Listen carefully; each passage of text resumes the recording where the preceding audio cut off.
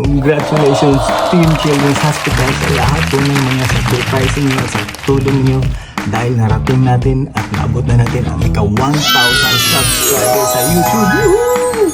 Hindi po dahil sa inyo, hindi po natin marating ng ganong kadali. Salamat ng marami sa inyong sacrifices and hard works. Kaya halina't ako yung samahan ay celebrate ang ika-1,000 subscribers natin sa YouTube. Woohoo! Super excited na rin na abot natin ang 4,000 watch hours. Kayang-kaya natin yan kasi nga sabi sa Mark chapter 9 verse 23 na anything is possible if a person believes. Lalong-lalo na pag sasamahan natin ng hard works yan.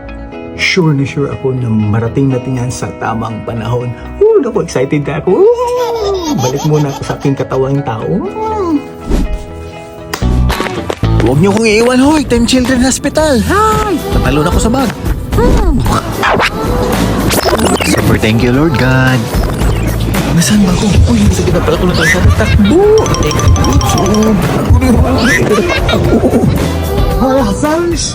Thank you to the Children's Hospital of Jesus Christ. 1,000 subscribers na tayo. Let's go! Nagutom tuloy ako. Hoy, nasaan na kaya yung team ko? Sino ba naman hindi magutom sa tindahan na to? Napakarami nilang tinda. Meron silang hotdog with hotdog. Meron silang ketchup with mayonnaise. Meron silang coke with can. Meron pa silang french with fries. Ay, naku, nakagutom talaga. Makakain nga at manawagan sa Facebook. Nasaan na kaya yung Team Children's Hospital ko? Ay, nakakamiss din pala yung Hello po, Children's Hospital of Jesus Christ. Shout out to Dorjet sa Share the Love family, Dorjet sa Italy, my family, friends, and relatives, to all the team leaders and teams. Positive, God vibes, inspired vibes, unity, angat, ignite, wise, and team blessed. Akala ko si The Flash ka tayo, nakakagulat. Anong sa atin? Gutom si tatay, hiningi yung pagkain ko, kaya binigay ko na lang dito. Kaso lang tayo, hindi na mainit. Nasaan na yun? Hi, Team Children's Hospital of Jesus Christ. Uy, bumalik si The Flash. Ay, si tatay pala. Naghahanap ng pangtuyak. Naku, kaya binigay ko na lang yung soft drinks ko kasi nakakaawa naman. Aba, inutusan pa akong itapon yung kinainan niya. Well, pa ka talaga tayo. Ayos. Sarap talaga ng inom ni tatay. Obey your thirst. Para pang si The Flash uminom. Dandahan lang tayo, baka mabulunan ka. Hoy, dandahan. Sabi ko na nga. Hoy, okay ka lang tayo? Okay ka talaga tayo. Pinatapon mo pa sa akin yung lata. Complete service. Humingi pa sa akin na. Idol spokesman. Uy, Day, saan ka na tayo? Huwag mo kong iwan. Promise ko sa inyo na sasayaw ko pag maka 1,000 subscribers tayo sa YouTube. Woohoo! Ayan, meron pang red carpet yan, oh. Woohoo! Let's go!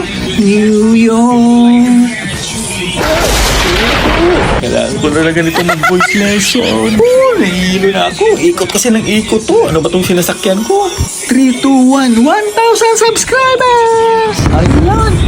It's possible talaga if a person believes. Kaya dapat tayong magtiwala. Nandun sa Mark chapter 9 verse 23 yan. Let's go! Peace and positivity, Children's Hospital. At dito tayo ngayon sa Foot Locker. Kaya makikita niya sa likuran ko. Ayan, papasukin natin yan dahil sa video na to meron akong napakagandang surprise para sa inyo. Kaya, wag kayong bibitaw at stay tuned. So excited mga Children's Hospital. Ngayon, dito tayo sa second floor ng Foot Locker na kung saan nandito yung mga men's shoes. Siyempre, punta din natin mamaya yung ladies, sa women's department naman. Ayan, ito tayo ngayon para subscribe kayo at para huwag kayong bumitaw. Nandito tayo ngayon sa Foot Locker dahil titingnan natin yung mga sapatos na ipamimigay natin na isa sa inyo ay maaaring mananalo. Ayan, kaya huwag kayong bibitaw sa video to para malaman nyo kung anong gagawin.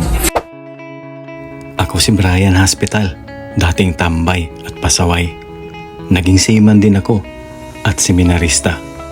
Pero binago na naman ang direksyon ng aking buhay sa ating Panginoon. Kaya ako'y nasa kabilang dulo ng mundo na tinatawag nilang Amerika. At ako'y naging misyonaryo.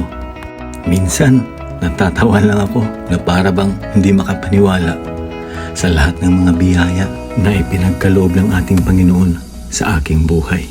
Lalong-lalo na sa kanyang pagmamahal at pagpapatawad.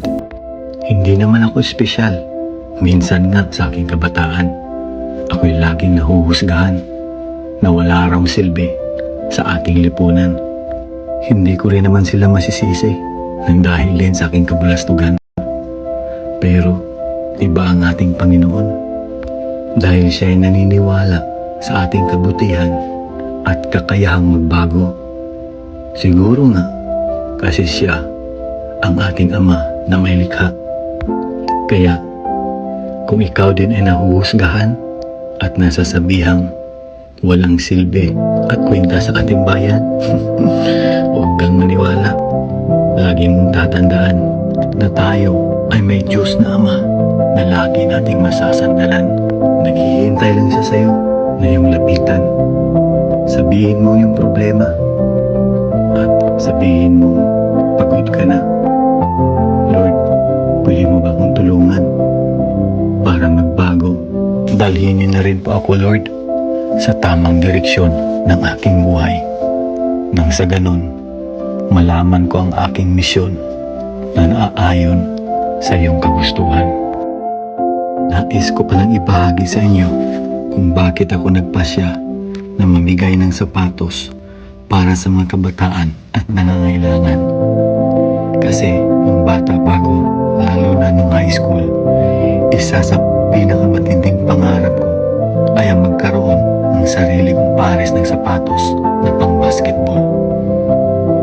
Bilang isang batang may pangarap, napakalaking bagay para sa akin na magkaroon nito. Hindi lamang para sa laro, kundi para na rin sa kumpiyansa at kasiyahang dulot nito. Ngunit hindi naging madali ang buhay. Maraming pagsubok at kakulangan ang hinaharap ng aming pamilya. At ang simpleng pangarap kong magkaroon ng sapatos ay tila naging imposible.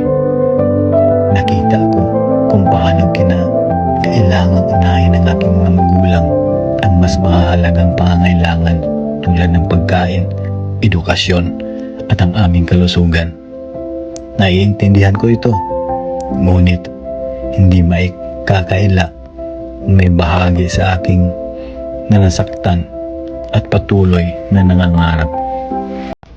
Natutunan ko ang halaga ng sakripisyo at pagtitiis. Sa kabila ng aking pangarap, pinili kong magpakatatag at unawain ang mga limitasyon ng buhay namin noon. Ngunit habang ako'y tumatanda, napagtanto ko na hindi na lamang tungkol sa pagkakaroon ng sapatos ang mahalaga, kundi ang maibahagi sa iba ang mga bagay na minsan ay hindi ko naranasan. Ngayon, sa pamamagitan ng aking YouTube channel, nais kong maging daan para maibigay sa iba ang kasiyahan at pagkakataon na hindi ko nakuha noon. Gusto kong maging inspirasyon sa mga kabataan na kahit gaano kahirap ang buhay, may mga taong handang tumulong at magbigay. Ang sapatos na aking ibibigay ay hindi lamang isang bagay na isusuot, kundi ito ay simbolo ng pag-asa, ng pangarap at ang isang mas magandang bukas para sa mga nangangailangan. Kaya sa bawat sapatos na maibibigay ko, umaasa ako na makapagbigay din ako ng inspirasyon at lakas ng loob sa mga kabataang nangangarap na kahit gaano kahirap ang buhay, hindi sila nag-iisa.